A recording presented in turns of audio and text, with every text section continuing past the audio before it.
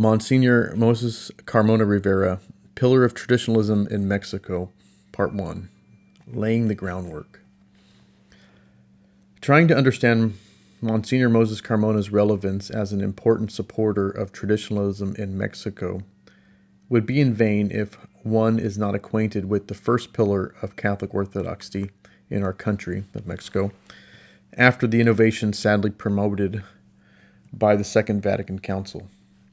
This man with a tower of strength and traditional values, whose brave voice was the first one to resound in our homeland. The voice of the Reverend Father Saenz Y Arriaga, a Jesuit priest.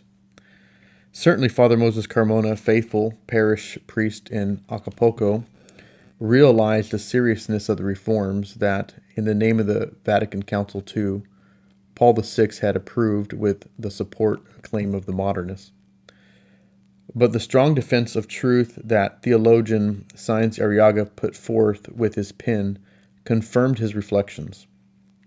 The clear and precise words of Father Saenz and his determined will to remain faithful to Christ rather than to men, no matter who they might be, made a deep impression on the soul of Father Carmona, who promptly found a way to contact this distinguished and braved apostle.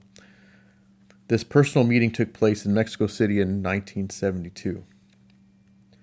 Before this interview, both priests had identified with each other, for the only ideal that burned in their honest and vehement hearts was fidelity to God, to the Holy Church, and their priestly vocation. In view of this prolific and providential relationship, let us introduce Father Saenz Y Arriaga for a better understanding of his position in view of the seriousness of the crisis in the Church. Father Saenz Y Arriaga was born on October 12, 1899, in Morelia, Michoacan. He was the 10th of 13 children of Mr. Rafael Saenz Y Arriaga and Mrs. Magdalena Arriaga Burgos. I'm going to put a little caveat.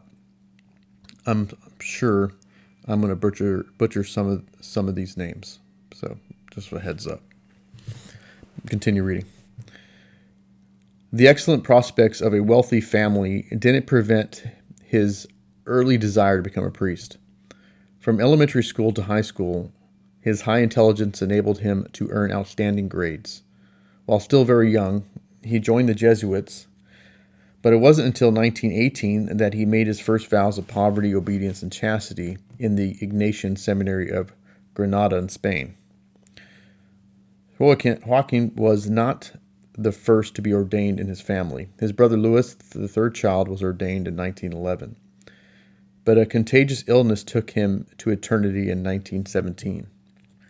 So while Louis was enjoying God's glory, Joaquin was just beginning on his way to reach it. His ordination on April 30th in Guadalajara prefigured his destiny, for the archbishop that ordained him was a great man, none other than Monsignor Francisco Orozco y Jimenez, the heroic pastor of Jalisco during the oppressive persecution of Callus. In hindsight, the ceremony was like the appointment of a new Christian knight who was receiving from his predecessor the torch of faith, the one from which he would even sacrifice his life after the example of Monsignor Orozco y Jimenez. In the first years of his ministry, Father Saenz and other distinguished classmates, Father Mariano Cuevas, Eduardo Iglesias, and others, collaborated with several student associations.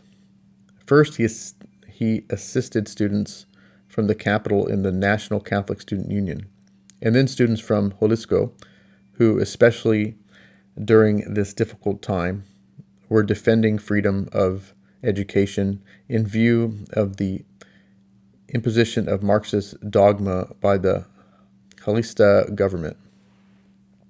In 1935, Father Saenz was appointed spiritual assistant by his congregation, a designation which prevented him from taking a working position in the government of the Jesuits. In 1938, he was sent to Torreon, Coahuila, where he was put in charge of the Marian congregations for males and minors.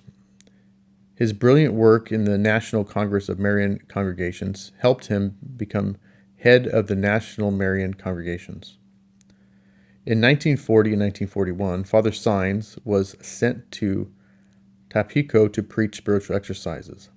And these exercises were the first of many, but would have been unremarkable if he had not met there Gloria Riestra, then only a child, who was later to become an illustrious author and one of the impregnable fortresses of traditionalism in Mexico and in the whole world. A great friendship sprang up between them, which was renewed when they met again 30 years later, and they were jointly fight together for the same cause. In 1942, Father Saenz succeeded Father Riestra in the spiritual and material direction of the Catholic Female Student Union, a post which he held until 1947. Later, he was sent to the Eastern Institute in the city of Puebla, where he contributed to improve the spiritual and moral status of young people. In July of 1948, Father Joaquin's brilliant work was interrupted when he was injured in a car accident. He was hospitalized in St. Monica's Hospital in Mexico City, where he remained almost immobilized. His strained nerves in this uncomfortable situation led to his pointing out some incongruencies of the brothers in his congregation. Suddenly and arbitrarily, by an anonymous doctor's recommendation, he was transferred to a psychiatric hospital. The outrage Father Saenz suffered by this act of injustice only confirmed his good mental health, which was also ratified by well-known neurologists. His persecutors later stated that it was all a deplorable human mistake. But years later, enemies of Father Saenz used the episode to discredit his intellectual powers, which were recognized by friends and foes alike. Upon his return to Puebla, Father Saenz created the Sintitia Cultural Center, where he, in addition to his spiritual and academic labors, he encouraged students to do apostolic work among prisoners and the needy. If the car accident was a setback for the zealous priest, the trial he suffered in January of 1952 in Merida was a real misfortune. His many physical pains were not greater than his moral pains. First, the rector of the institute where Father Saenz collaborated refused permission for Father Manuel Figueroa to hear his confession, even though Father Saenz had requested it. The rector suddenly, and without warning, wanted to transfer the sick priest to Mexico City, but Father Saenz instinctively refused, fearing that the nightmare that happened 4 years before would be repeated. His refusal had a price. The rector of the Urban City Institute, Father Esteban J. Palemera, sent a missive to Father Saenz notifying him that he could not return to that house of studies. Feeling that his presence in the Jesuit community had become an unsustainable situation, and after having convinced 3 priest friends who had tried to discourage him, Father Saenz submitted his resignation to the provincial, Father Roberto Guerra. He also sent a statement to Father Thomas Trevi, S.J., the superior general in Rome, explaining all that had happened. In view of the distressful situation, and for Father's peace of mind, Father Guerra affirmed that, quote, the company neither publicly nor privately has any complaints against Father Saenz. But Father Saenz was no longer part of the Jesuit order. Despite the inevitable sorrow that this caused him, Father Saenz requested of Father Trevi the opportunity to spiritually assist the Spanish American university students residing in the United States. This project, although initially well received, eventually failed. Father Joaquin then dedicated his preconciliar years to assisting university students in Colonia del Valle, a residential development in Mexico City. From July 14, 1958, he served as incarnated priest in the Archdiocese of Mexico. Do you wonder why we have paused briefly to introduce Father Saenz Y Arriaga's priestly life? Because it will help you understand Father Carmona's position in the face of the crisis that the Church was experiencing as a result of Vatican II.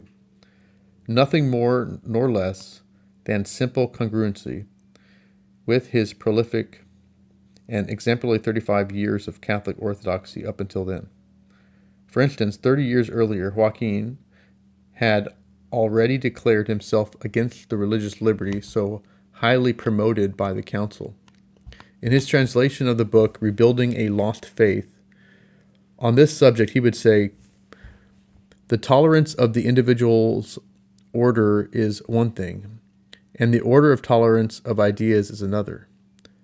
The first one ennobles and dignifies, the second one abases and degrades." The solid theological formation of Father Saenz and his singular ability to detect the scent of sophistry enabled him to take action at the Council from its beginnings. In the first days of the Council, a documentary entitled "Conspiracy Against the Church" was circulating among the cardinals. In it, a group of prominent theologians, under the pseudonym of Maurice Pinay, warned of the grave assault on the Church that her enemies planned to make during the Council. In Mexico at that time, Father Saenz received a Spanish magazine enthusiastically announcing the opportunity of reviving the theory of the Lehman brothers, 19th century converts who advocated for the conversion of their Jewish brothers and the absolution of the charge of decide against Judaism.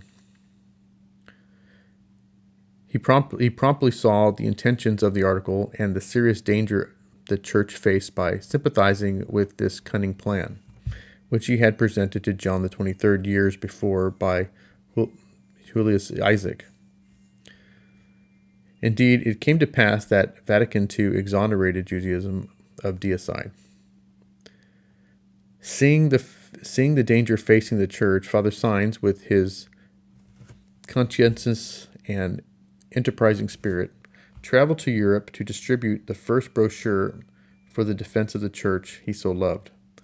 The title of this work, Informational Letter for the Bishops from Spain, Portugal, and America, was printed in July 1963 between the first and second stages of the Council.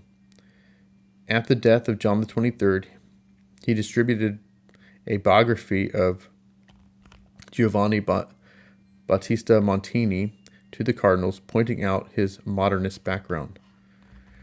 And during the Council, of course, Father Saenz was always united with the conservative bishops.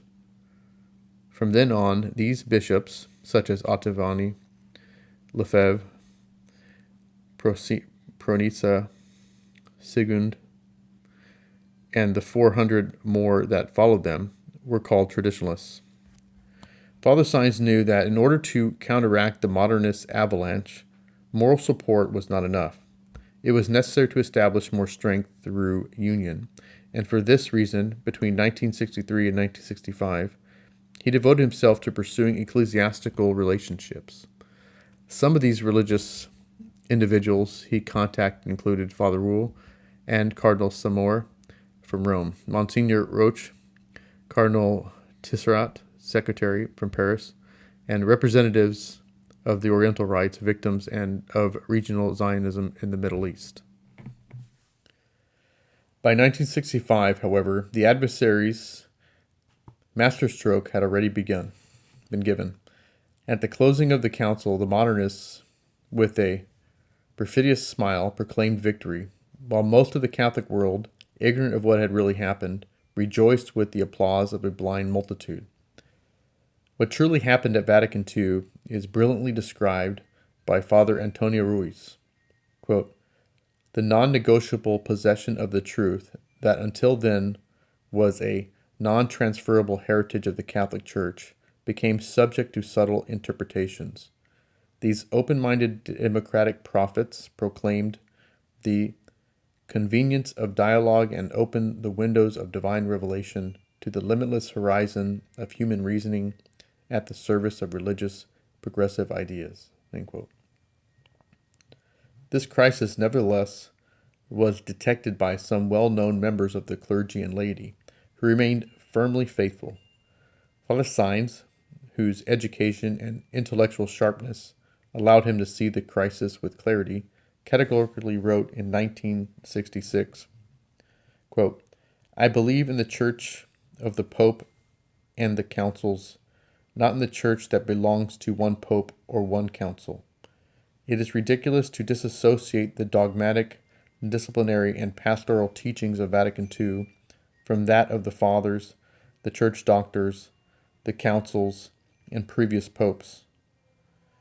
From the doctrine of all Catholic theology, any progress that doesn't recognize the past is not progress, but ruin and destruction.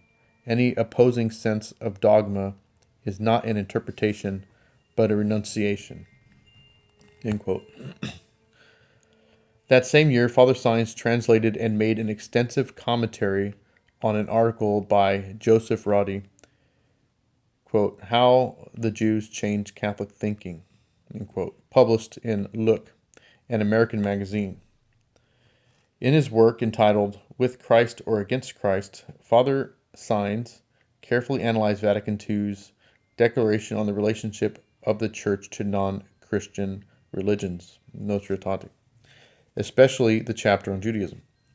He concluded that because of cleverly arranged negotiations by the Jewish community and the complacency of the submissive Vatican hierarchy, the Jews were not called deicides, even though they had been universally considered as such until then.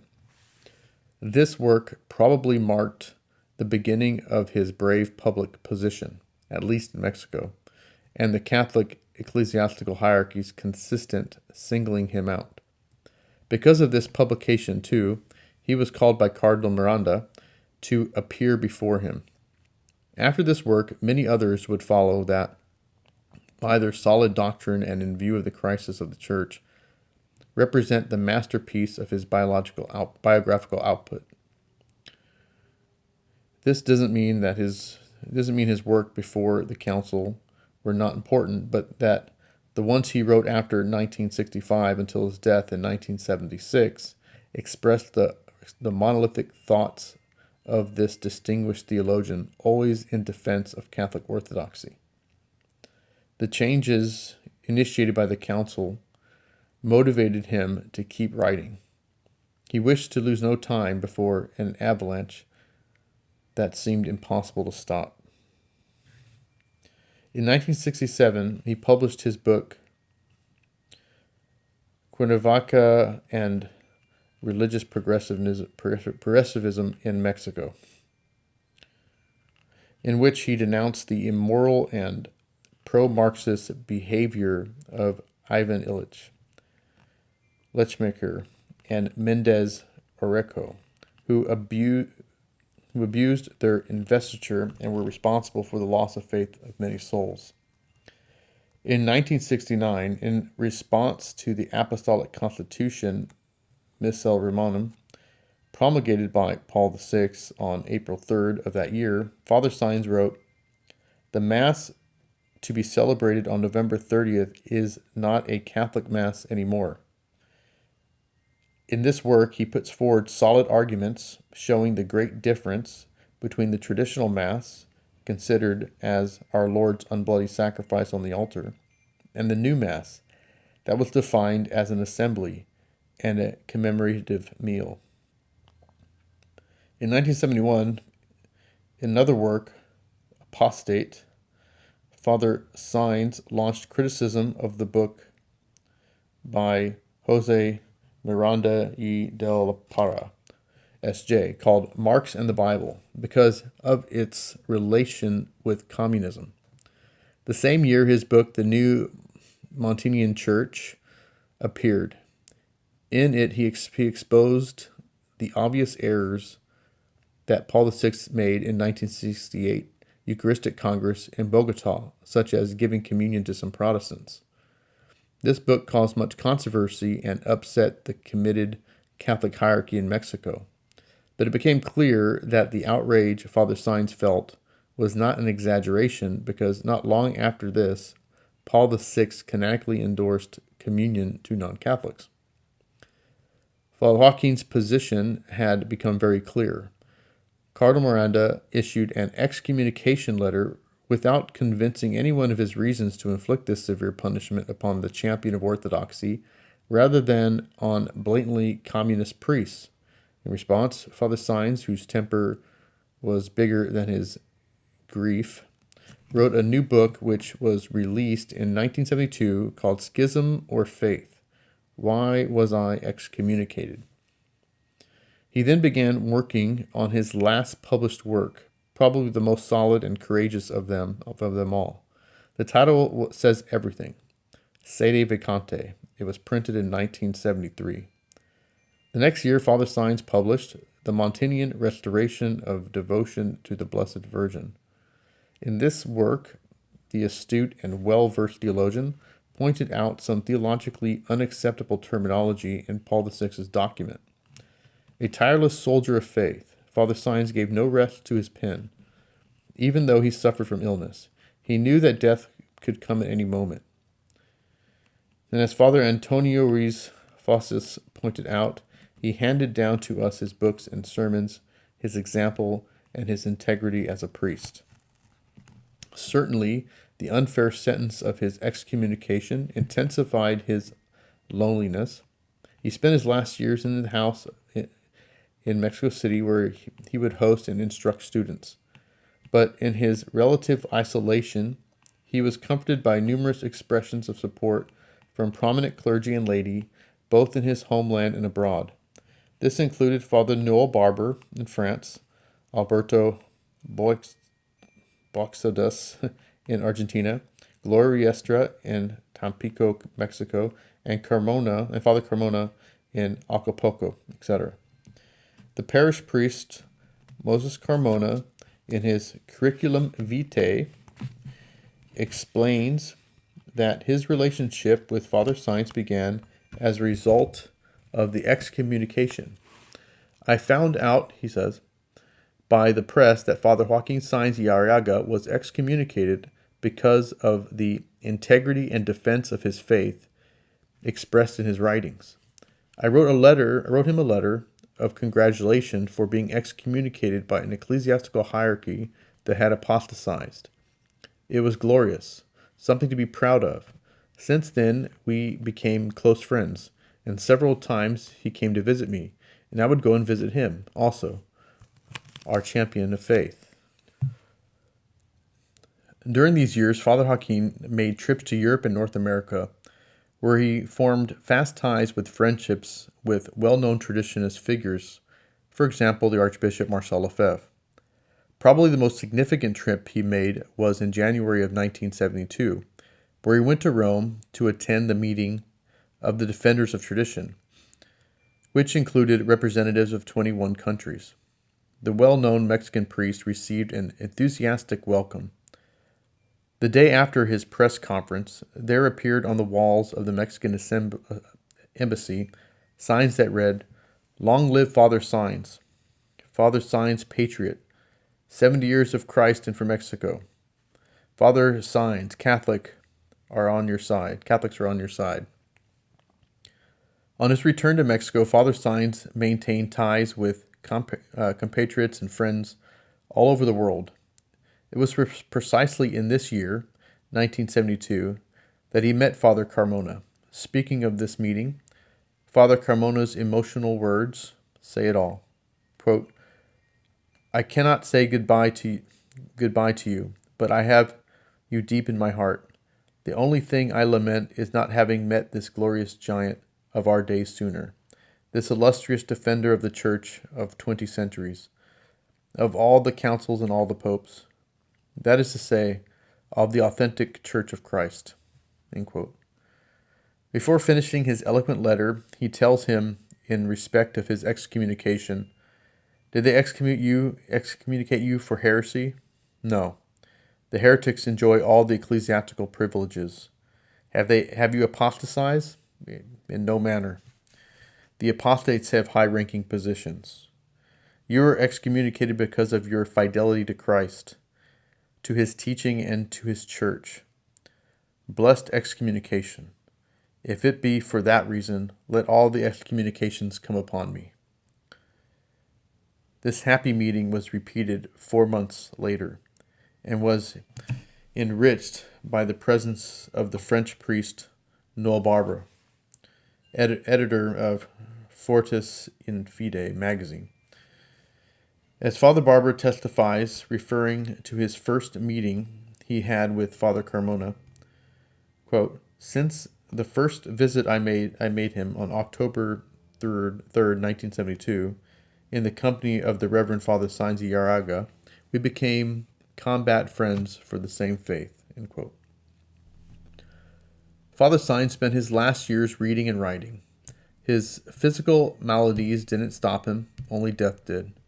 Finally, on April 28, 1976, the soul of a priest who knew how to be a disciple and a spiritual martyr joined his Creator, being faithful to his Master, preaching the truth beyond any commitments in spite of the beatings he suffered at the hands of his enemies.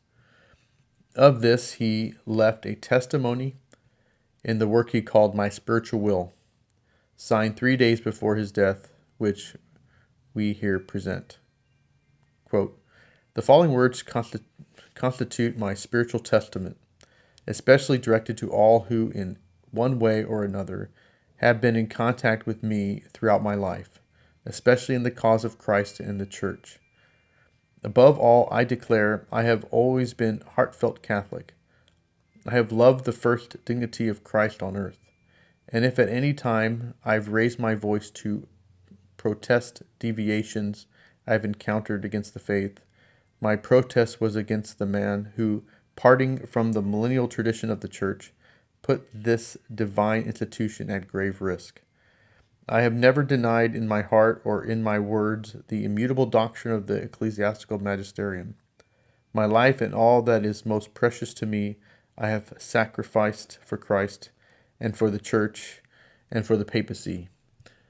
I beg pardon of all whom I have offended in any way, and with all my heart I forgive all who may have offended me.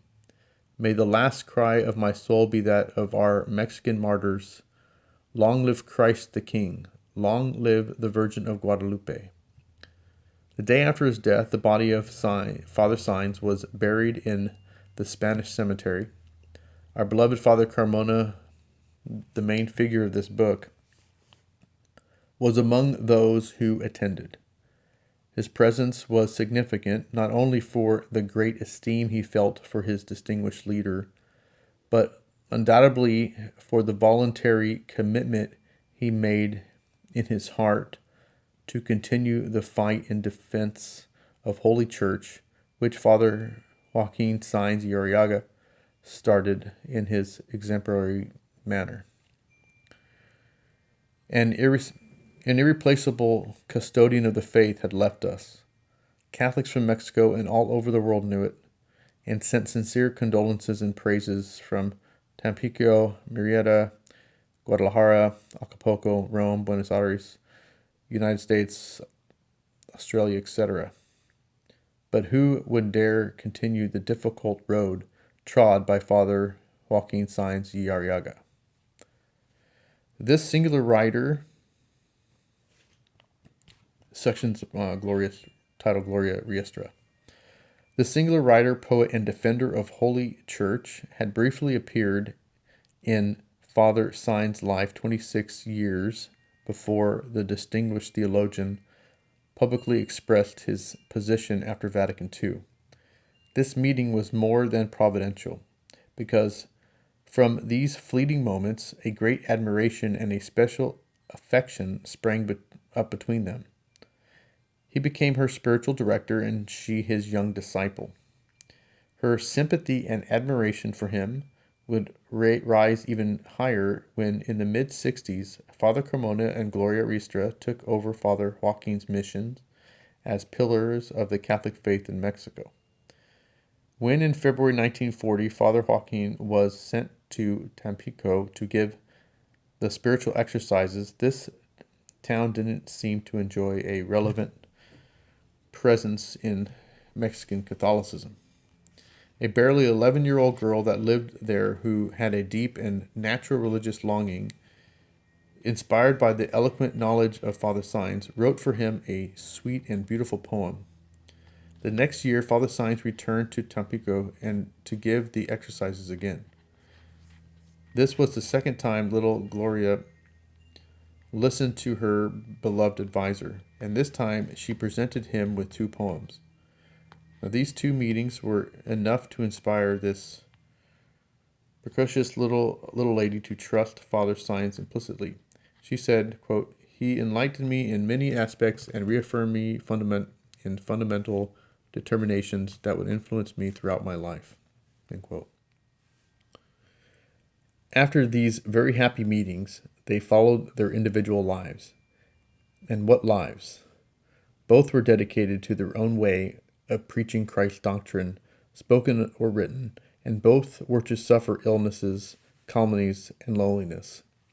It was providential and logical, then, that 30 years after they met, these 2 personalities were reunited. For Father Saenz and Miss Gloria Riestra were both fighting in defense of the faith and in their own cities. From 1971 to 1972, Father Saenz wrote against the new canonical regulations approved by Paul VI permitting communion to be given to Protestants in danger of death who requested it. He made his protest in his book, The New Montanian Church.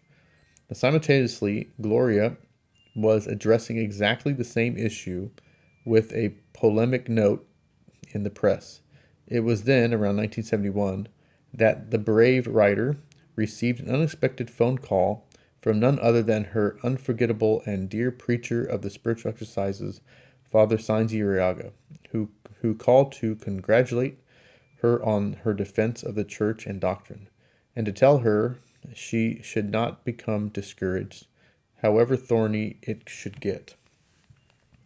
In Tampico on December 10, 1974, Father Saenz offered a private mass giving thanks for Gloria Riestra's 30th anniversary as a writer. As a gift, Father Saenz gave her the chalice he had used for a very long time. Gloria soon wrote to thank Father Saenz. Quote, "On this occasion, when you have been given such a hard trial by God, I do not want my words of encouragement and solidarity to be missing. I know that my words of encouragement may be poor, but I don't want to refrain from saying them. Courage, God is with you and will help you to obtain very fruitful results from this test." End quote. In this letter, Gloria tells him that many people from Tampico remember him from the spiritual exercises and, quote, "that we had the fortune to have you with us. I am among those people when I was just a girl. All my life I have been praying for you, and so God would sanctify you even more." End quote. And about the difficult situation he was facing, she says, "You know that you are not alone, Father, and above all, He, the one for whom you have been working and suffering for all your life, is with you." Gloria ends this letter with a refined affection. "Receive the filial affection of your daughter in Christ, affection that you have had for many years, to an apostle who has moved my soul." But who was Gloria Riestra? Did the possible affinity she had for Father Saenz as a girl lead her to follow him in the crisis of the church? Knowing about her life and her works may help to clarify this. Now, Gloria Riestra was born in Tampico, Tamaulipas, on March 30th, 1929, to Mr. Rutilio Riestra Nuiz de Carrices and Mrs. Consuelo de Wolf Calvin de Riestra. At the age of 8, she started to write prose and poetry. His Excellency Serafim Maria Amora y Gonzalez, Bishop of Tamaulipas, and his brother Monsignor Dustano Maria Amora directed her extracurricular studies, foreseeing her decidedly literary vocation. At the age of 15, she won the first award for poetry in a state contest. After participating with her poems in a radio show, she first ventured into the print media, in which, through the variety of her subjects, she clearly manifested her Catholic criteria. Although unable to attend superior education because of her fragile health, she had generous volunteer teachers who helped enrich her religious and cultural education. By the age of 20, Gloria was already contributing to more than 20 different Catholic magazines. She collaborated in and was also the founder of Garcia Valesca, a national chain of newspapers. She wrote there for more than 20 years until she was displaced because of her traditional Catholic views. She decided on her own not to write for magazines anymore because she couldn't accept the modernist criteria they imposed on her. In the literary field, she soon obtained a prestigious place in her Hispanic American writings. Her poetic work had been included in various Spanish-speaking collected works, and at the beginning of the post-conciliar crisis, she collaborated with the several national and foreign traditional magazines. At Father Saenz's death, Gloria took charge of the coordination of Trento magazine. Gloria's religious and cultural formation were so recognized by the ecclesiastical hierarchy at that time that she functioned as the personal secretary for Bishop Ernesto Caripio Humada from Tamaulipas. Her work consisted of nothing less than maintaining books and documents that circulated inside the diocese and correcting theological mistakes in them. We have intentionally underlined in the life of this distinguished lady the pure and cultural Catholicism that was in her veins, and which she translated into prolific seeds for the glory of God, the Church, and souls. What Gloria Riestra was during the first stages of her life, the preconciliar period, she would be all her life. Just like Father Saenz Y Arriaga and Father Moses Carmona, she didn't want to betray the Catholic faith that her distinguished teachers had taught her, and that the Master of Masters had profoundly inspired in her since childhood. She preferred to carry the heavy cross of Christ instead of following man. And let's go back to Gloria's relationship with Father Saenz. Gloria Riestra, whose fragile health kept her at home, frequently called long distance to find out how Father Hawking was doing. She knew that the health of Christ's soldier was deteriorating. The phone call she made on April 26, 1976, was the last time she spoke to her dear teacher, because that same day he went into the hospital, sadly passing away 2 days later. But the unforgettable phone call was a consolation for Gloria because she received the last blessing from this illustrious priest. This solemn goodbye was like the unction the teacher gives the disciple, a father to a son, a king to a knight. So he can continue the journey he decided to follow. What a blessing and what a responsibility. This may have been how Gloria considered it, but let it not be understood that this last blessing marked the beginning of the battle she would continue. Even though she had begun her writing career at 15, her battle in defense of the Church of all times began in 1971 with the publication of her book entitled Storm Over the Church. In this book, she exposed the strange innovations that the Council would spread and the obvious excess of progressive and shameless people such as Mendez Ariso, Lemercer, Teilhard de Chardin, and others. This work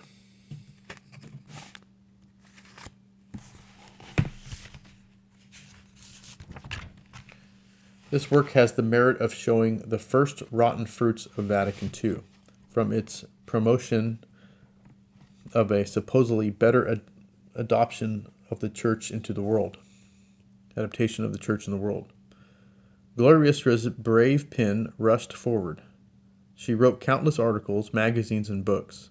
Her position in view of the crisis of the church first made itself public in 1972 issue of Trento magazine under the direction of Father Saenz and Father Carmona.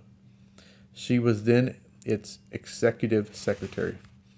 After the death of Father Saenz Y Arriaga, she became head of the Trento magazine. As she reported to Father Carmona, "As your reverence may know, I offered and was accepted. It seems that at this time they have no one to manage Trento magazine. Help me please to continue the work of Father Saenz." Gloria's religious preparation, her depth and perspicacity before the events, and her great love for the church allowed her to mature even more in her position regarding the church that is called itself Catholic, even though it would jeopardize and sometimes betray the one holy Catholic and Apostolic Church. At a time when modernism began to unscrupulously change the face of the church, Gloria Riestra, without social prejudice, began her fight on behalf of the faith. Her documented and extraordinary work, Treason Against the Church, and her innumerable articles and brochures, characterized by the objective arguments, represented a versatile arsenal that can silence even the Church's enemies and deceived Catholics that perceived to compromise by following the hierarchy rather than the truth. But don't think these documents are Gloria's only written heritage. Her personal library includes many articles, published and unpublished, results of her prolific pen.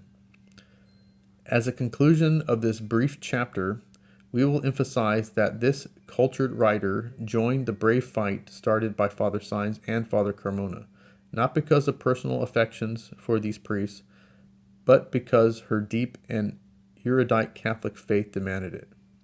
Quote, "I am suffering too. My bishop and others have scolded me, and he threatened my excommunication. My spiritual father abandoned me. My friends that used to help me economically because of my precarious situation, and also because I can't work as I did before, have stopped helping me. But with God's help, I will continue to persevere." This topic could span a whole book, but our aim here is only to show our readers that the voices of Father Saenz and Father Carmona and Gloria Riestra were not a voice in the desert. From the end of the 60s and early 70s, religious and lay people from all over the world started to manifest with profound pain and sadness, some more clearly and valiantly than others, the unbelievable changes the impassioned modernists were imposing on the Catholic Church. Many were absolutely stunned when they contemplated the desecration these vandals were committing against the truth of Catholic dogmas, against good Christian morality, and the beauty of the traditional liturgy. But what was most surprising in this tragic devastation is that it was done in broad daylight, with the consent and sometimes with the promotion of the highest members of the ecclesiastical hierarchy. In view of this flagrant plundering, determined Catholics began to show their just indignation, some of them as a well-known secret, some in study meetings, and others through the press. The newspapers from Spain in those years should be checked to verify our previous statements. The proof of the defenders of the Church of all times were not only three impetuous Mexicans, as some perverse people have called Father Saenz, Father Carmona, and Miss Gloria Riestra, was the defenders of the tradition meeting celebrated in Rome in 1972, attended by the representatives from 21 countries. This international and brilliant union reflects that fidelity to the Church is not the heritage of one nation, but belongs to any Catholic that simply loves it. The year before, in 1971, on occasion of the unfair excommunication of Father Saenz, had already received moral support from members of said cause from Spain, France, Italy, England, the United States, Brazil, and Argentina. This shows how international was the protest that Catholics started in view of the Apostolic Constitution Missal Romanum, in which Cardinal Knox and Archbishop Abenali Bonini established the concept of the Lutheran Mass. The protests were made all over the world upon this point, and also in others had to be amended, affirmed Father Saenz in his book Sede Peccante. This shows the universal attitude Catholics had before the post-conciliar innovations, as universal as the Church of Christ. The reaction in the defense of tradition was not a product of one leader's orchestration, but the spontaneous reason one has when his greatest gift, the faith, is injured. May the use of the information we have presented serve to establish the presence of our distinguished main character, Father Moses Carmona, in his arduous fight in the defense of the Holy Catholic Church in his native state of Guerrero.